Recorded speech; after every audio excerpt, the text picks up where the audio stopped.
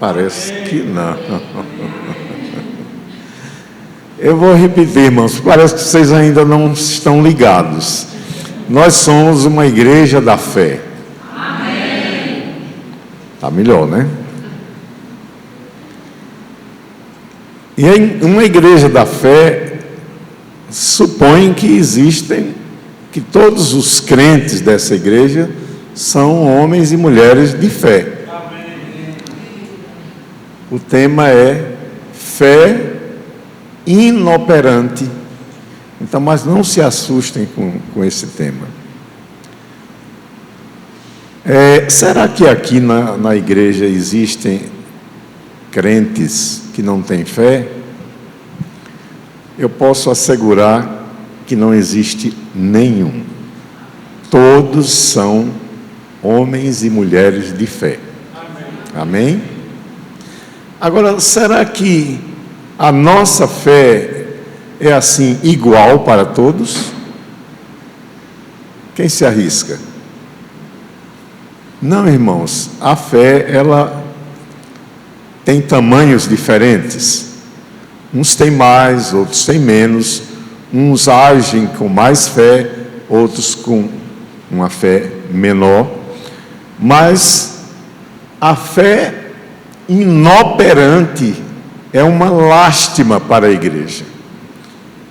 E nós vamos ver hoje como funciona isso. Para quê? Para que nós possamos trabalhar neste particular, ou seja, nós possamos crescer a nossa fé e fazê-la funcionar, porque a fé inoperante é aquela que não funciona. Mas também não se assustem, porque havia um grupo de homens na Bíblia, e certamente de mulheres também, cuja fé era reduzida.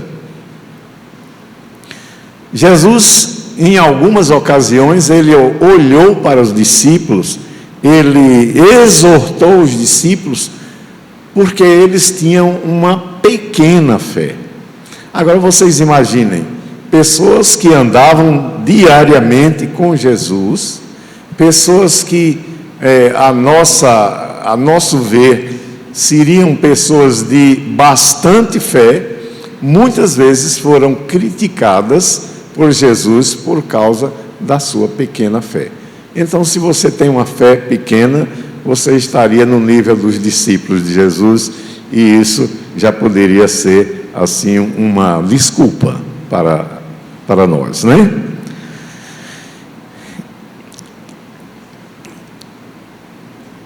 Eu gostaria de ler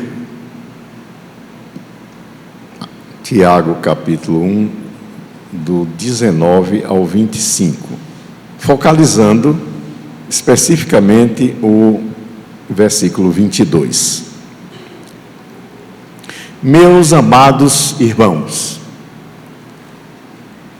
a versão é diferente, mas não há problema. Meus amados irmãos, tenham em mente, sejam todos prontos para ouvir, tardios para falar e tardios para se irarem. Pois a ira do homem não produz a justiça de Deus, porque a ira precipita as decisões. Muitas vezes as pessoas se iram e decidem apressadamente, e às vezes até com muita desvantagem. Verso 21, portanto, livrem-se de toda impureza moral e da maldade que prevalece, e aceitem humildemente a palavra implantada em vocês, a qual é poderosa para salvá-los. Sejam praticantes da palavra, e não apenas ouvintes, enganando-se a si mesmos. Vamos repetir juntos? Olhe para o seu vizinho e diga: seja praticante da palavra, e não apenas ouvintes. E a Bíblia diz aqui nessa segunda parte do versículo, que aqueles que são ouvintes da palavra e não praticantes, terminam se enganando a si mesmo. E esse engano é justamente o engano que produz a inoperância da fé.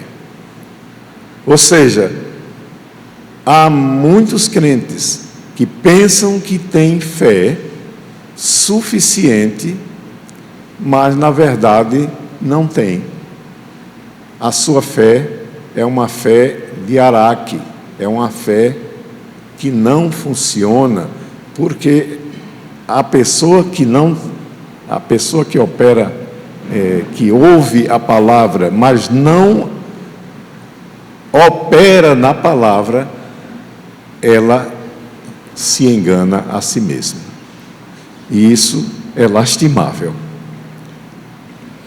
Aquele que ouve a palavra, mas não a põe em prática, verso 23, é semelhante a um homem que olha a sua face num espelho e depois de olhar para si mesmo, sai e logo esquece, ou seja, a sua imagem se apaga. Mas o homem que observa atentamente a lei perfeita, que traz a liberdade e persevera na prática dessa lei, não esquecendo o que ouviu, mas praticando-o, será feliz naquilo que fizer. Pai Celestial, muito obrigado, Senhor, pela Tua palavra. Que esta palavra seja uma exortação poderosa para o Teu povo, para os Seus filhos, para aqueles que estão procurando agradá-lo. Nós te damos graças por essa noite, porque as pessoas que vão meditar nesta palavra, elas ficarão diferentes, elas estarão crescendo em nome de Jesus. Amém? Glória a Deus. A fé inoperante, irmãos, é um dos problemas que mais afetam a Igreja de Cristo. Porque se você está convencido de uma coisa, mas não tem essa coisa, significa dizer que a sua atividade é inútil.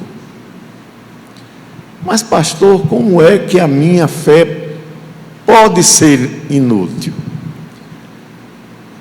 Este é exatamente o problema que nós vamos enfrentar nesta noite, durante esta ministração. A operação ou a inoperância da fé se explica por uma tendência natural ao assentimento mental, à concordância mental com a palavra. Ou seja, a maioria de nós concorda que a palavra é a verdade. A maioria de nós entende que a Bíblia é verdadeira. Mas esse entendimento, veja que eu estou falando entendimento, ele reside na sua cabeça. Mas a fé não deve residir na sua cabeça, nem na nossa.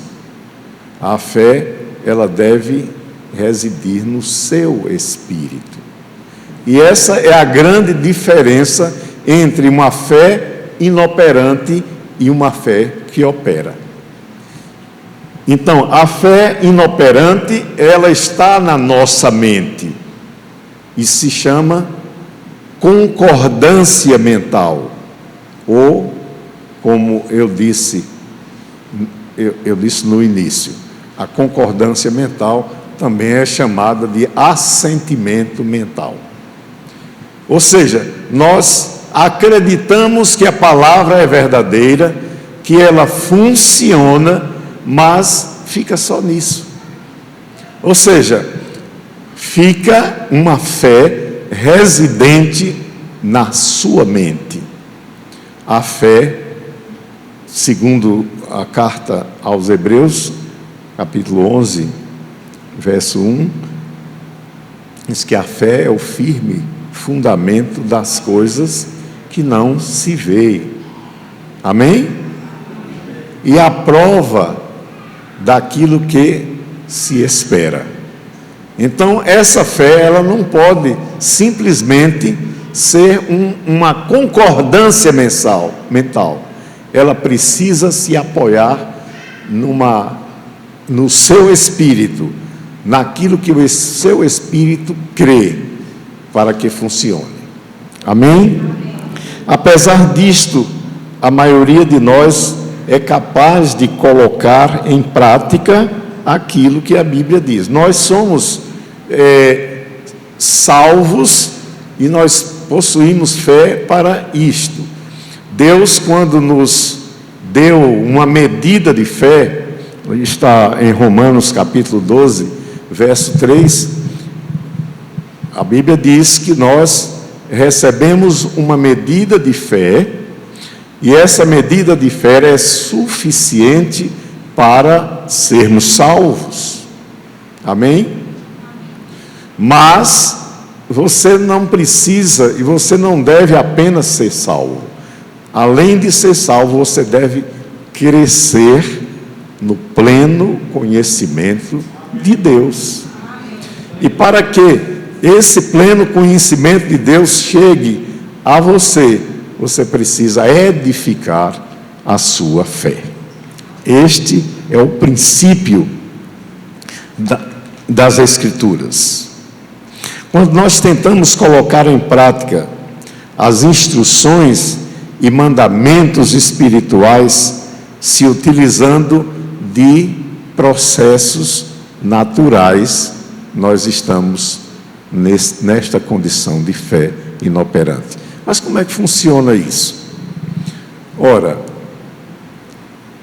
nós sabemos, por exemplo, que se eu pegar a chave do carro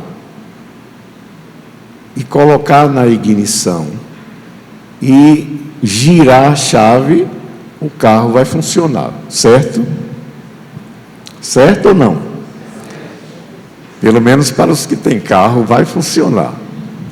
Amém? Isto, irmãos, é um ato da nossa experiência diária. Está entendendo? Você tem um carro, você tem a chave do carro, você tem a bateria funcionando, o motor de arranque, o motor do veículo. Então, quando você aciona, o carro funciona. Mas isso é uma crença natural. Por que é natural? Porque eu sei que a bateria está boa, porque os componentes da ignição estão bons. Eu sei que quando eu enfiar a chave e girar, ela vai funcionar. Isso é assentimento mental. Isso é concordância mental. Ou seja, eu penso porque eu tenho experiência de que aquela chave vai funcionar. Mas a fé não funciona desse jeito. Amém? Não funciona. É por isso que a Bíblia diz que a fé é o firme fundamento das coisas que se esperam. E a prova das coisas que não se veem. A minha chave, a chave do meu carro, eu vejo. O motor do carro está lá. Amém? Mas, no caso da nossa fé, a fé operante, eu não vejo, mas creio. Amém. O apóstolo Paulo tem uma expressão muito interessante na sua primeira carta aos Coríntios. Ele diz: eu não creio porque vejo. Eu creio porque eu tenho uma certeza que reside no meu espírito. Isto é fé E a grande diferença entre a fé inoperante e a fé que opera é que você, com a fé operante, você tem a condição, tem a capacidade de fazê-la funcionar, tanto em seu favor como em favor dos outros. Jesus, frequentemente, se você fizer um estudo dos evangelhos, um estudo comparativo dos evangelhos, você vai notar uma coisa bem interessante. Jesus operava milagres, fazia curas, curava enfermidades, curava leprosos, mas havia algo interessante nas ações de Jesus. Quando a fé da pessoa existia, ele reconhecia isso. Eu me lembro, por exemplo, dos 10 leprosos, que é um dos exemplos do Novo Testamento, de como Jesus curou 10 homens que não tinham a mínima condição de se comunicar, de conviver no meio da sociedade, porque eles eram leprosos. E Jesus mandou que eles fossem se apresentar ao sacerdote. Ele curou aqueles 10 e somente um voltou para agradecer. E uma das coisas que Jesus disse para aquele homem, para aquele leproso, ex-leproso, é que a fé dele havia salvado ele. Então, essa é a diferença. Jesus não precisou, digamos assim, gastar da sua própria fé, porque a fé daquele homem foi suficiente para operar a cura. Ou seja, me parece, irmãos, que Deus está sempre na expectativa de não precisar usar a sua própria fé. Ele espera que a sua fé seja suficiente para que você obtenha o resultado esperado. Entendeu? Então, é esse nível de crescimento da fé que nós precisamos buscar e alcançar. Amém? Nós precisamos, portanto, a primeira coisa, o primeiro desafio de todo crente é saber se nós operamos na base do assentimento mental, da concordância mental. Eu creio na Bíblia, então parou aí. Ou se nós avançamos e operamos realmente em fé. A fé, por exemplo, o próprio texto de Tiago, capítulo 1, verso 23, ele diz que, nós vamos reler esse texto, eu anotei aqui, ele diz: aquele que ouve a palavra, mas não põe em prática, é semelhante a um homem que olha a sua face em um espelho. Todo mundo sabe o que é um espelho, e todos nós costumamos nos olhar no espelho e ver a nossa imagem refletida lá. Mas se você prestar atenção, na hora que sair da frente do espelho, a sua imagem também sai. Você não fica com a imagem gravada lá naquele espelho. E Tiago diz que as pessoas que ouvem a palavra, mas não pratica, é semelhante a alguém que se olha no espelho e depois se afasta e vai embora. A gente nem percebe que a imagem não continua lá, sabe? Não precisa se preocupar com isso, né? Mas se é assim que nós estamos agindo espiritualmente, então nós estamos muito ferrados. Porque a nossa imagem, a imagem da nossa fé, ela precisa ser gravada, assim como uma fotografia, por exemplo. Se você bate uma foto no seu celular ou com a máquina fotográfica e depois vai observar o que ficou ali gravado, aquela imagem, ela é uma imagem fiel daquilo que estava, daquilo que você fotografou. Então, essa é uma comparação que a própria Bíblia fala. Ele diz: e depois de olhar para si mesmo, sai e logo esquece. Ou seja, apaga a sua imagem. Perceberam que comparação a Bíblia faz com alguém que apenas ouve a palavra? Aí você poderá até me perguntar: mas a Bíblia diz que a fé vem pelo ouvir. E agora, como é que fica isso? Se a fé vem pelo ouvir, então o simples ato de ouvir a palavra está produzindo fé em meu espírito. Certo? Certo. Nada de novo nisso aí. Porque a fé vem mesmo pelo ouvir.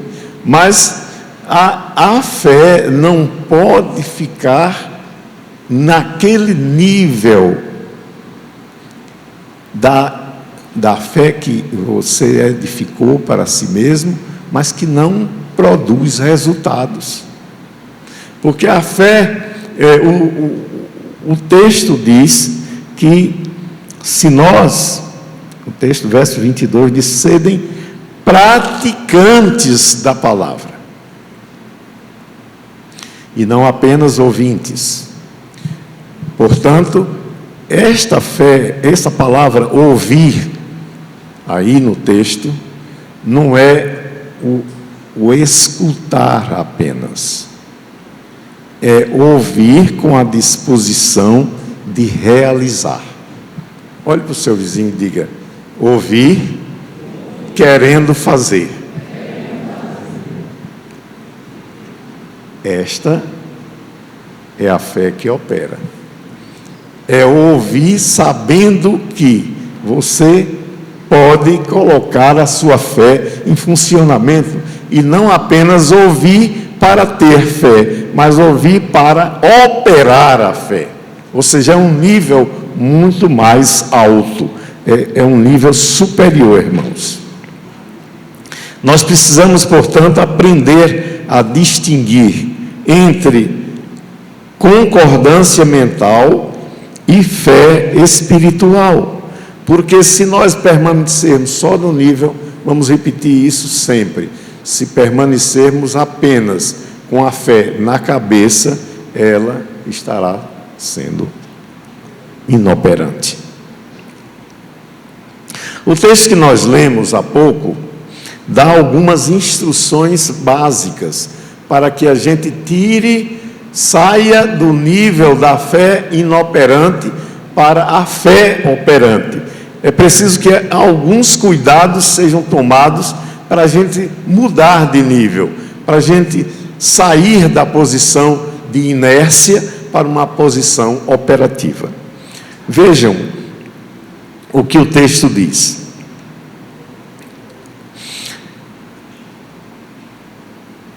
Em primeiro lugar, o texto diz que nós precisamos estar prontos para ouvir.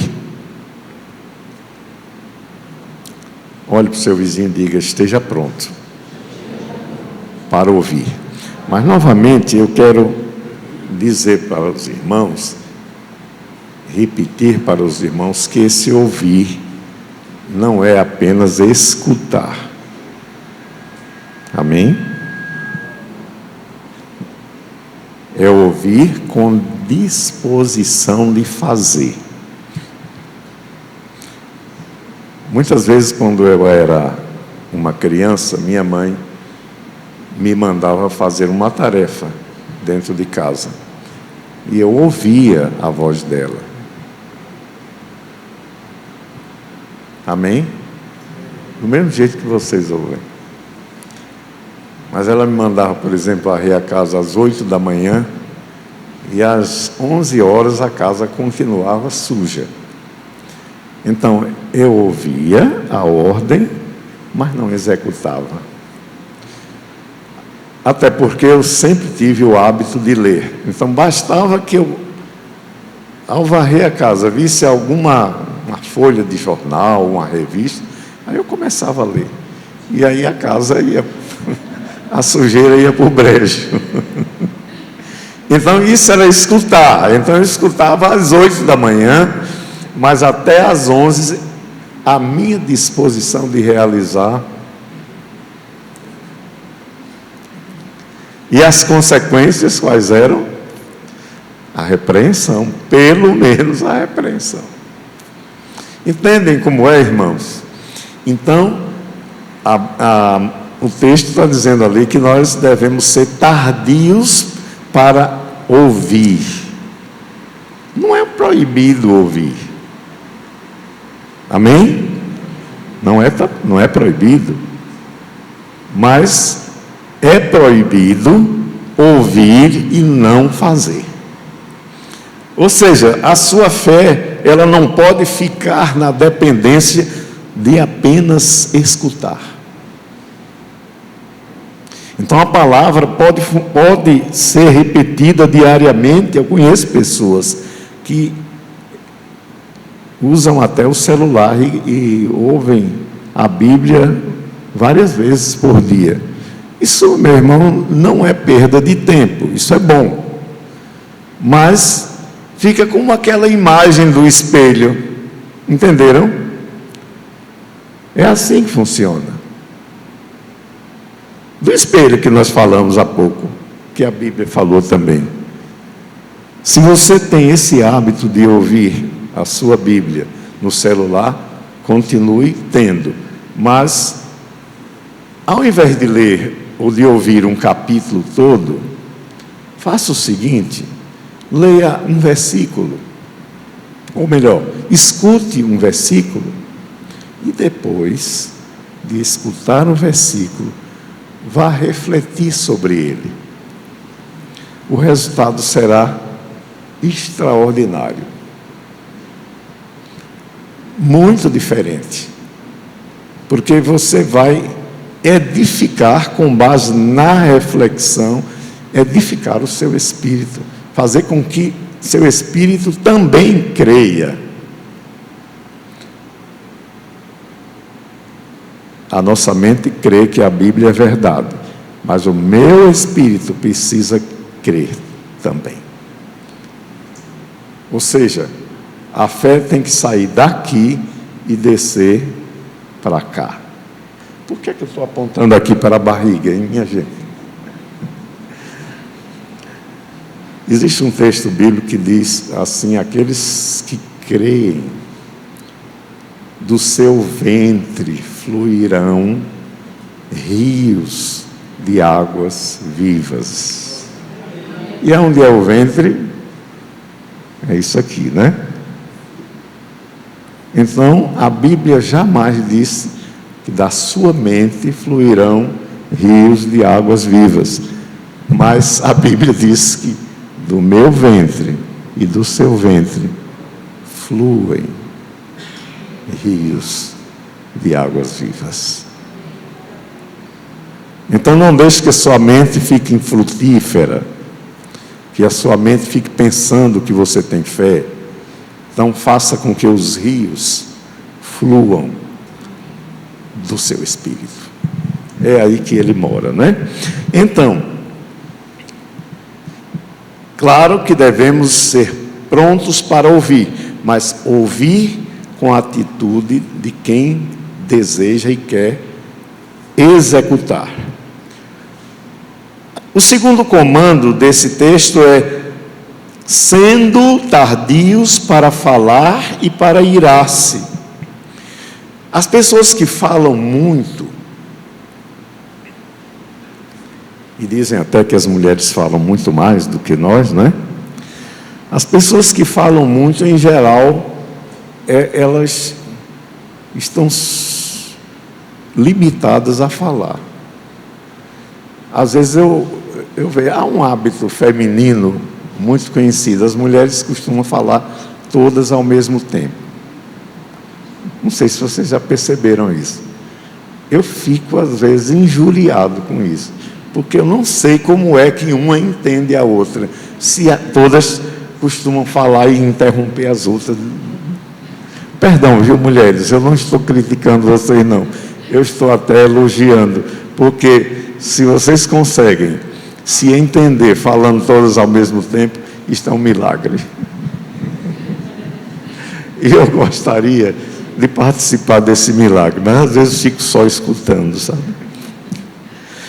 Mas a Bíblia diz que nós devemos ser tardios no falar. Por quê?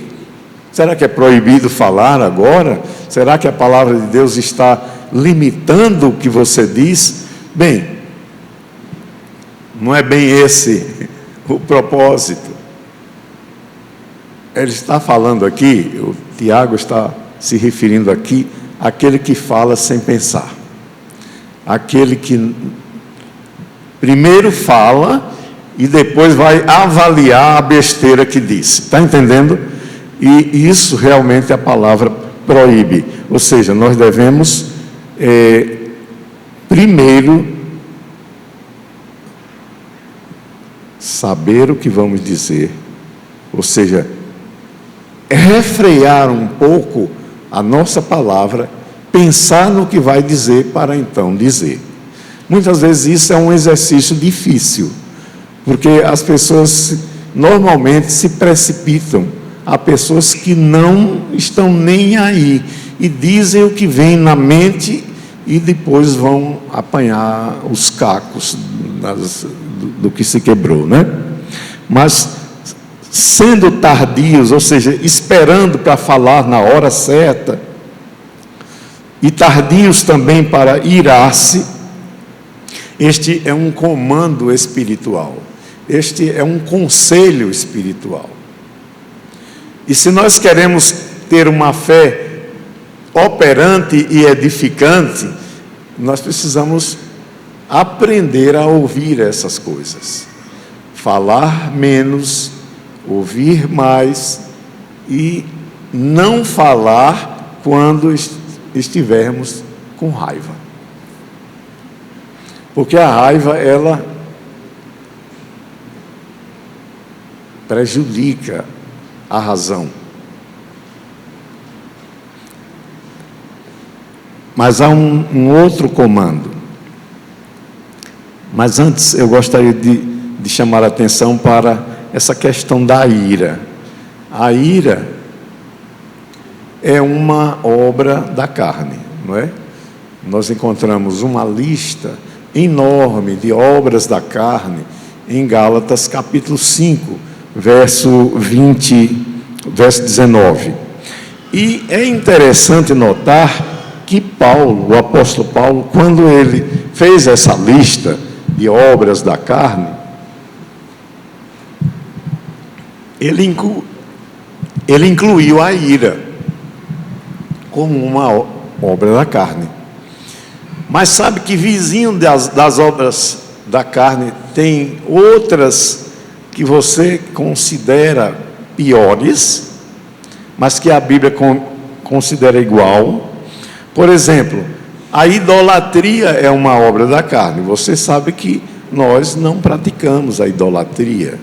Amém? Amém? Mas por que às vezes praticamos a ira? Se ela está no mesmo nível. Por que nós não praticamos a imoralidade sexual, mas praticamos a ira? Estão entendendo? Que as obras da carne, elas estão todas no mesmo nível. Então, muitas vezes a gente não tem cuidado com a ira, porque acha que se irar é lícito, não tem problema. Mas a Bíblia diz que tem. É preciso nós termos cuidados com essas avaliações. Então, a feitiçaria, a idolatria, são todas obras da carne. E o crente, ele deve ser distinguido não pelas obras da carne, mas pelo fruto do Espírito. Amém? E o fruto do Espírito também está junto aqui na carta de Paulo aos Gálatas. Vamos dar uma olhada. Fruto do Espírito. E se nós queremos frutificar em Espírito, a fé deve operar junto.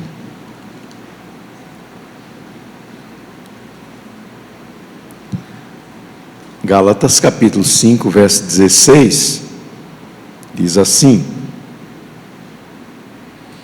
por isso digo, deixem que o Espírito guie sua vida, assim não satisfarão os anseios de sua natureza humana. O verso seguinte: a natureza humana deseja fazer exatamente o oposto do que o Espírito quer, e o Espírito nos impele na direção contrária àquela desejada pela natureza humana. Essas duas forças se confrontam o tempo todo, de modo que vocês não têm liberdade de pôr em prática o que intentam fazer. Verso 18. Quando, porém, são guiados pelo Espírito, não estão debaixo da lei. Quando seguem os desejos da natureza humana, os resultados são extremamente claros. Aí vem a lista do versículo 19. Mas eu quero ir para o versículo 22, que diz assim: mas o Espírito produz este fruto: amor, alegria, paz, paciência, amabilidade, bondade, fidelidade, mansidão e domínio próprio. Não há lei contra essas coisas. Então, quando nós quisermos fazer uma avaliação de uma pessoa crente, a avaliação deve ser feita através desses dois textos aí, de Gálatas, capítulo 5, verso 22 e 23. Sabe, muitas pessoas, elas operam nos dons do Espírito, que também são 9, não é? Lá em 2 Coríntios, capítulo 12, está uma lista dos dons espirituais, e eles são muito legais, porque as pessoas que operam nos dons espirituais, elas ajudam a igreja a discernir coisas muito importantes. Mas, vejam só, ela ajuda a igreja. Mas o Espírito Santo requer do crente que produza fruto. Fruto do Espírito. Então, a distinção entre um crente que opera nos dons espirituais e um crente que produz fruto, é isso aí.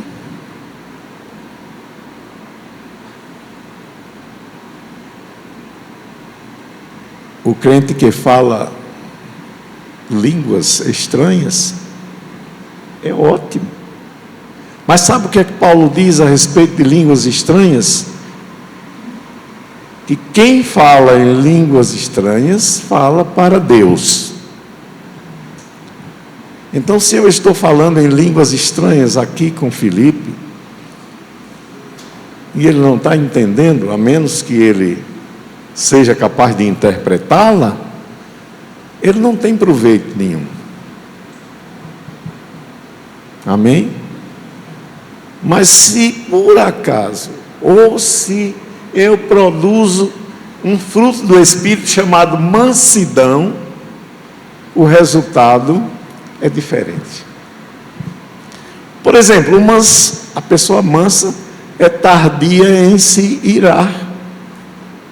Você já viu uma pessoa mansa andar? Elétrico não anda. Por quê? Porque ele é capaz de operar no dom espiritual da mansidão. Então, há uma vantagem ou não há?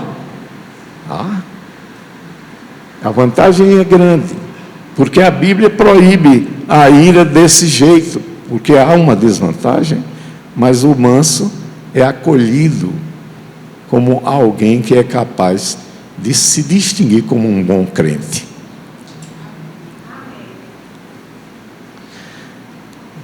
Aí também há um outro comando, o terceiro é livrar-se de toda impureza moral e maldade. A maldade, por exemplo, começa com a nossa disposição de julgar os outros. E uma pessoa cuja fé está aqui na cabeça e não no espírito, ela vai operar segundo a sua cabeça, aquilo que ela vê, aquilo que ela ouve. Entenderam? É a fé inoperante que cede lugar ao falso julgamento.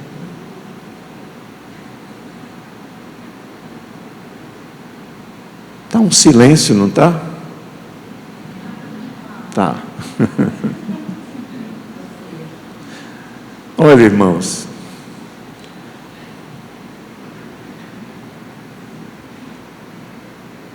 maldade começa por nossa disposição de julgar a vida alheia, de julgar os outros.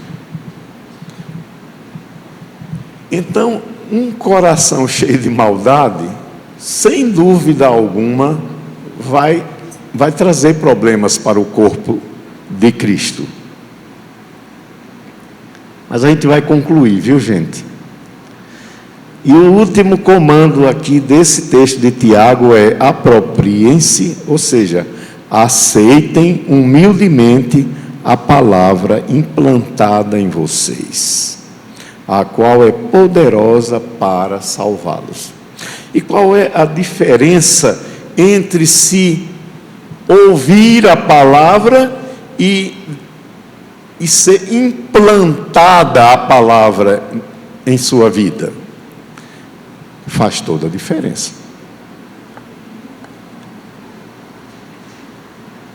Deus não se conforma que você apenas ouça a palavra. A palavra precisa ser ouvida com o propósito de ser implantada. O que é um implante? Eu, por exemplo, há poucos dias fiz um implante dentário. Se você olhar o meu dente, eu acho que alguns já fizeram também, se você olhar esse dente, você não vai nem distinguir, nem saber se ele foi implantado. É assim que a palavra precisa estar em você, de tal forma implantada, que você nem distinga. Você não vai se esforçar, porque não vai distinguir. A palavra implantada é a palavra que salva, é a palavra que produz fé. Amém, irmãos? Então, não se conforme apenas em escutar a palavra. Avance, vá para frente, deixe a palavra fazer parte do seu organismo espiritual.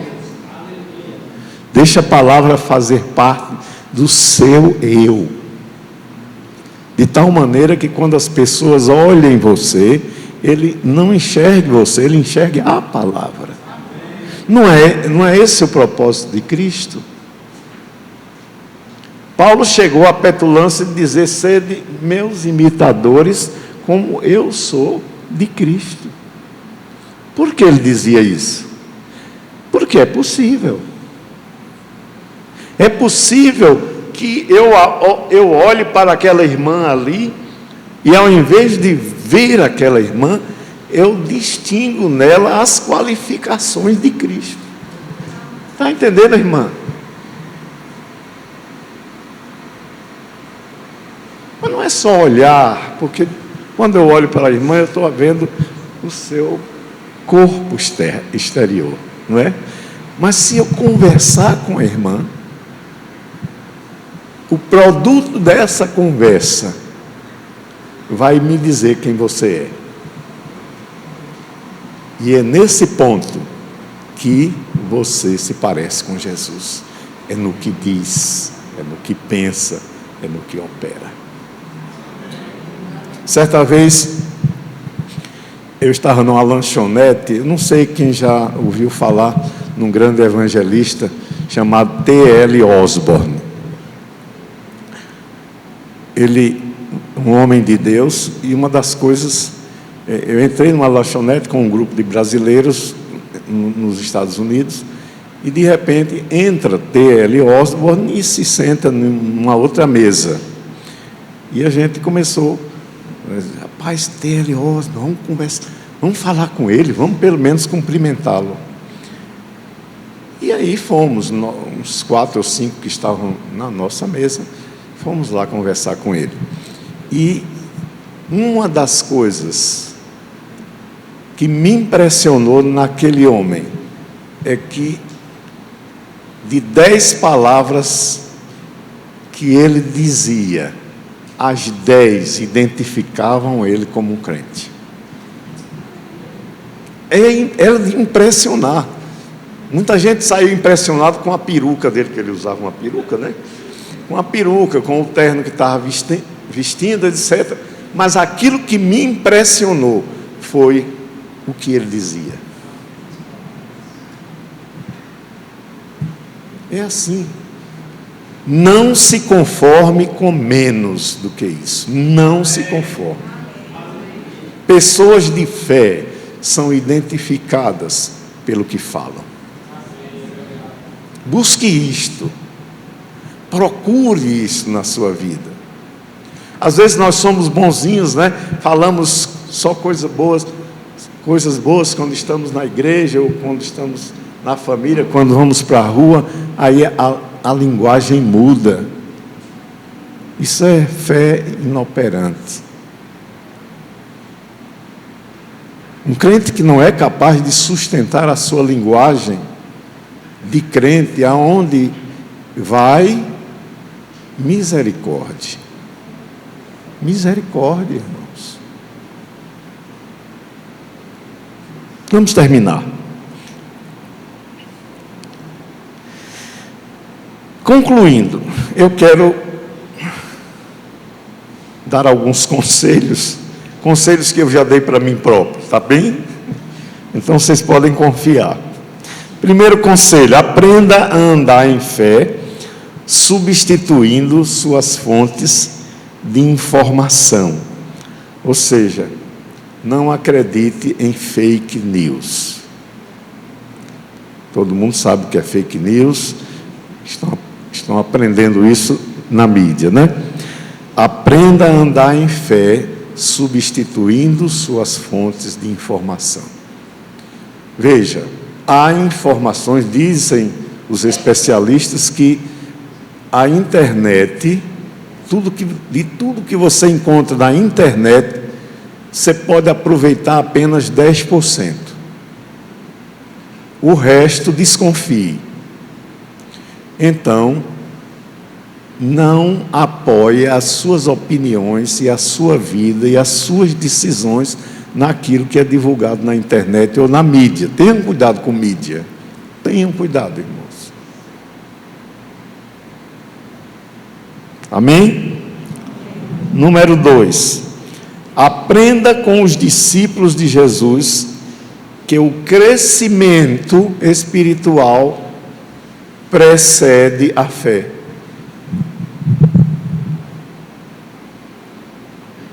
Sabe, aqueles 12 discípulos conviveram com Jesus cerca de 3 anos. 3 anos, 3 anos e meio. Mas não conseguiram edificar a fé. Sabe por quê? Porque eles esperavam de Jesus um comportamento que eles planejaram, que eles pensaram.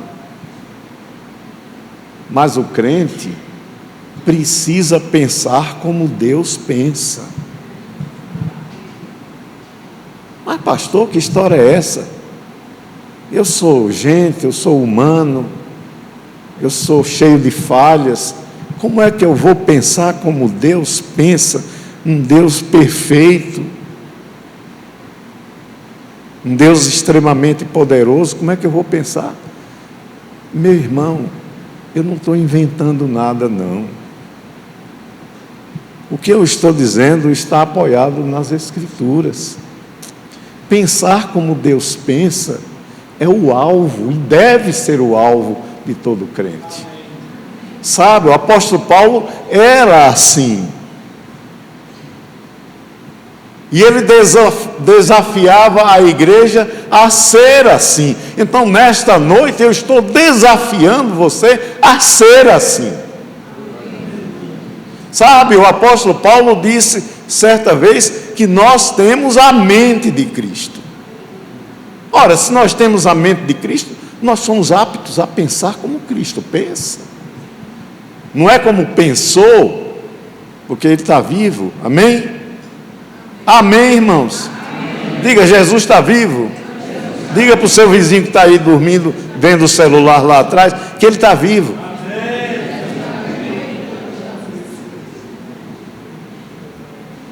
Ele não pensava, ele pensa.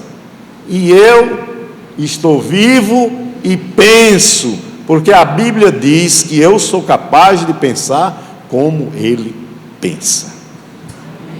Então, mudar essa postura de pensamento é fundamental para que a nossa fé opere. Jesus exortava com frequência, eu já disse isso há pouco, os discípulos por causa de sua pequena fé. Então, tomemos também essas exortações de Cristo para os discípulos como exortações válidas também para nós. E eu quero dar um exemplo. Existiu um homem que é considerado um grande homem de fé da era moderna, chamado Smith Wigglesworth. Esse homem era extraordinário e usado por Deus nos dons de curar. Quando ele impunha as mãos, as pessoas eram curadas. Mas eu vou dizer uma coisa que pouca gente sabe.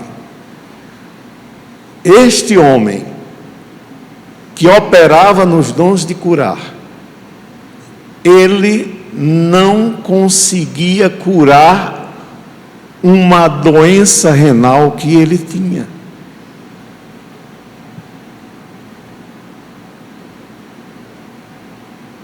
Dizem os seus biógrafos que quando ele tinha uma crise, ele rolava pelo chão, de dor. Mas ele curava as pessoas pela palavra de Deus. Ele impunha as mãos e as pessoas iam embora curadas. Mas um dia a esposa dele, diga glória a Deus pelas esposas, pelas mulheres. A mulher dele olhou para ele e desafiou: meu filho, como é que você impõe as mãos sobre os enfermos? Eles são curados e você está nesta situação. Aí ele disse: é mesmo, né?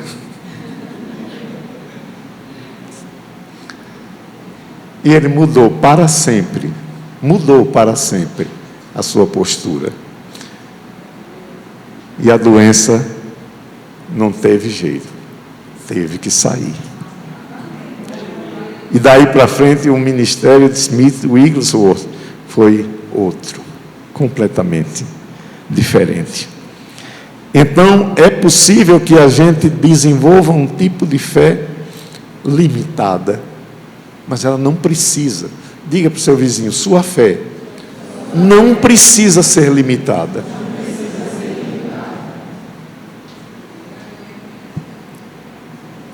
Nós precisamos, queridos, serem desafiados a superar a nossa pequena fé. Hoje você pode tomar uma decisão de qualidade praticando a palavra. Pegue esse texto de Tiago, capítulo 1, verso 22, e coloque lá no espelho da sua casa e diga assim: eu sou praticante da palavra. E leia isso todas as vezes que você for se olhar no espelho. A primeira coisa que você vai ver antes da sua cara é esse texto aqui, de Tiago 1 e 22. Eu queria saber se alguém neste auditório entrou aqui e ainda não tinha recebido Jesus, não recebeu Jesus, mas através de sua palavra você quer receber a oração para se tornar um filho de Deus pela fé. Amém? Tem alguém aqui que ainda não é crente, que ainda não tomou a decisão de receber Jesus? Por favor, levante a sua mão. Eu gostaria de conhecê-lo ou conhecê-la e orar por você, ministrando a salvação.